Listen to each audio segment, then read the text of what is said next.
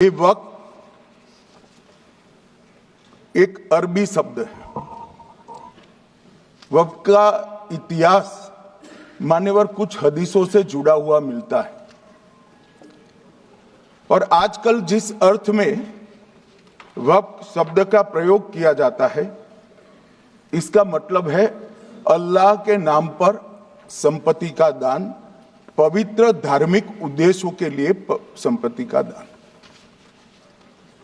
मान्यवर वक्फ का समकालीन अर्थ, अभी जो अर्थ हम समझ रहे हैं, वो इस्लाम के दूसरे खलीफा श्री उमर के समय में अस्तित्व में आया।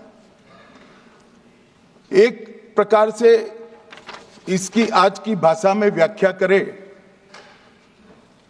तो वक्फ एक प्रकार का चैरिटेबल एंडोनमेंट है और जहां एक व्यक्ति संपत्ति, भूमि या मूल्यवान संपत्ति धार्मिक या सामाजिक भलाई के लिए दान करता है, बिना उसको वापस लेने के उद्देश्य से वहां वक्फ की रचना कर। इसमें दान देता है, वो शब्द का बड़ा महत्व है।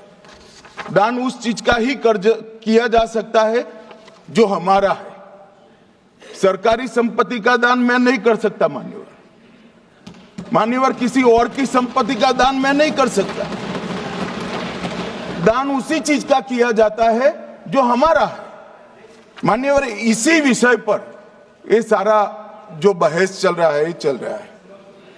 भारत का जहां तक सवाल है, दिल्ली में सल्तनत काल के प्रारंभ में मुइज़ुद्दीन घोरी के समय पर पहली बार वक्फ अस्तित्व में आया। अंग्रेजों के जमाने में 1863 के धार्मिक दान अधिनियम से चलता था। बाद में चैरिटेबल प्रॉपर्टीज एक्ट 1890 से चला। ना मुतवल्ली गैर इस्लामिक होगा, ना वाकिफ गैर इस्लामी होगा। मान्यवर वहां कोई प्रोविजन नहीं है। जो धार्मिक संस्थाओं का संचालन करते हैं उसमें कोई गैर मुस्लिम व्यक्ति रखने का प्रावधान किया भी नहीं है, हम करना भी नहीं चाहते हैं। मान्यवर इसलिए जो बड़े बड़े भाषण करते हैं कि समानता का अधिकार चला गया, दो धर्मों के बीच में समानता नहीं रही, मुसलमानों के धार्मिक अधिकारों के बीच में दखल खड़ी हो जाएगी, कुछ नहीं होने वाला। मान्यवर इस दृष्टि से देखें तो 1995 तक वक्फ की काउंसिल और वक्फ बोर्ड था ही नहीं, वो तो 95 से आया।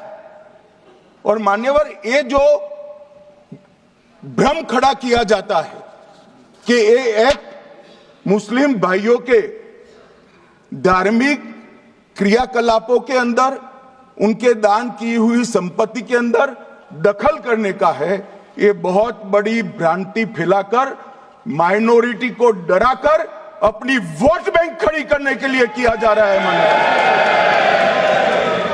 मान्यवर कहां पर गैर मुस्लिम सदस्य रखे जाएंगे? परिषद में और वक्फ बोर्ड में। उसका काम क्या है? उनका काम धार्मिक क्रियाकलापों को कुछ चलाने का नहीं है। वो शुद्ध रूप से वक्फ का जो कानून, दान के लिए किसी ने दी हुई संपत्ति, उसका एडमिनिस्ट्रेशन अच्छे से चल रहा है, नहीं चल रहा है, कानून के हिसाब से चल रहा है, नहीं चल रहा है, या तो दान जिस चीज के लिए दिया गया, इस्लाम धर्म के लिए दिया गया, गरीबों के भोजन के लिए दिया गया, गरीबों के उद्धार के लिए, वो उद्देश्य के लिए इसका उपयोग हो रहा है, नहीं हो रहा है, इसका नियमन करने का काम है। रिपोर्ट देनी पड़ेगी, बैलेंस शीट जमा करनी पड़ेगी, ऑडिट होगी, कैग के रिटायर्ड ऑफिसर ऑडिट करेंगे और मान्यवर पारदर्शिता आएगी। इससे क्यों डरना चाहिए किसी को? पारदर्शिता से क्यों? और वक्फ बोर्ड और वक्फ परिषद, इसका कोई ऑर्डर, हम ऐसा नहीं लिख रहे हैं कि कोर्ट में नहीं जा सकते। आपने तो कर दिया था कि ये ऑर्डर को कोई कोर्ट में चैलेंज ही नहीं कर सकता। पूरा संविधान वहां समाप्त कर दिया मान्यवर। और मान्यवर हम तो इसको कहते हैं कि कोई भी चैलेंज कर सकता है कायदे की अदालत में। इस देश में संविधान का राज है, ग्रीवेंसेस जिसका भी हो कोर्ट में जा सकता है। 2013 में जिसकी भूमि हड़पी, इसके ग्रीवेंसेस को भी कोर्ट के फोरम से बाहर करने का पाप एक कांग्रेस पार्टी ने किया। मान्यवर, एक अफवाह और फैला रहे, रिट्रोस्पेक्टिव इफेक्ट से आ रहा है। मैं स्पष्ट कर देना चाहता हूं, इस सदन में बोलने के वक्त जिम्मेदारी के साथ बोलना चाहिए। अगर ये कानून का पहला पेज और तीसरी तक धाराएं भी पड़ी होती तो इसमें स्पष्ट लिखा है, ये कानून का अमल जिस दिन पारित होने के बाद भारत सरकार नोटिफिकेशन बाहर निकालेगी उस दिन के बाद होगा। मतलब रिट्रोस्पेक्टिव इफेक्ट नहीं है, मगर मुस्लिम भाइयों को डराया जा रहा है कि रिट्रोस्पेक्टिव इफेक्ट से आएगा। मान्यवर, ये कह रहे कलेक्टर क्यों रखा है। मुझे एक बात बताओ भाई, जो बता सकते हैं, अगर किसी मंदिर के लिए जमीन खरीदनी है तो जमीन की मालिकी किसकी है वो हमारे देश में कौन तय करता है?